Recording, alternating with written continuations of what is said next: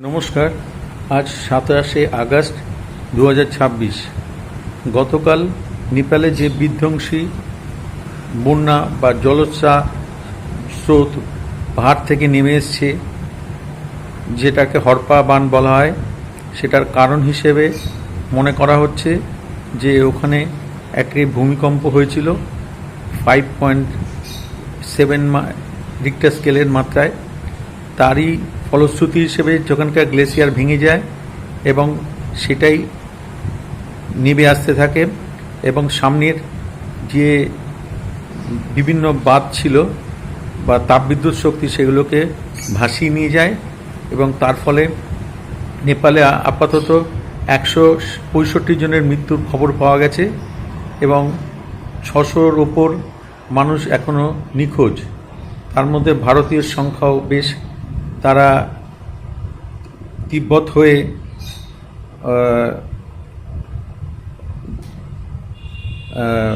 মানস সরোবরের উদ্দেশ্যে রওনা দিয়েছিল, কিন্তু তারা সেখানে যেতে পারেনি, পথেই বিপদ ঘটে এবং নেপালবাসীর অনেকে ভেসে গেছে, কোথায় তাদের খবর পাওয়া যাচ্ছে না। চারিদিকে মৃত্যু আর কান্নার রোল চলছে।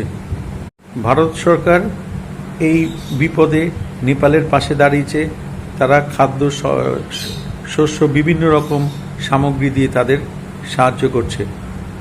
আজ মুখ্যমন্ত্রী শুভেন্দু অধিকারী নিউটাউনে একটি বাড়ি উদ্বোধন করেন L&T এর।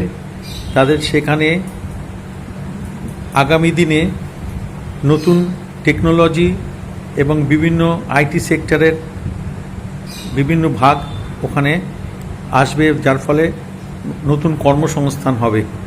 পশ্চিমবঙ্গে IT শিক্ষিত ছেলেমেয়েরা যারা ব্যাঙ্গালোরে বা বাইরে চলে যায় চাকরির জন্য, তারা হয়তো এখানে কাজ পাবে আগামী দিনে।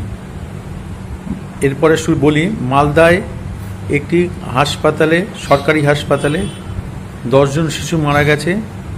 কর্তৃপক্ষ জানিয়েছে যে তারা অন্য বেসরকারি হসপিটালে তাদের শিশুদের জন্ম হয় এবং তারপরে বিভিন্ন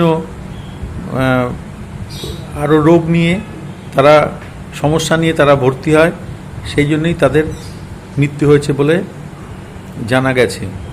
কলকাতা এবং হাওড়া পৌরসভার ইলেকশন যেটা হতে চলেছে, তাতে NCPI ওর সঙ্গে লড়বে বিজেপির সঙ্গে বলে জানিয়েছে, কিন্তু বিজেপি এখনও কোনো কিছু জবাব দেয়নি।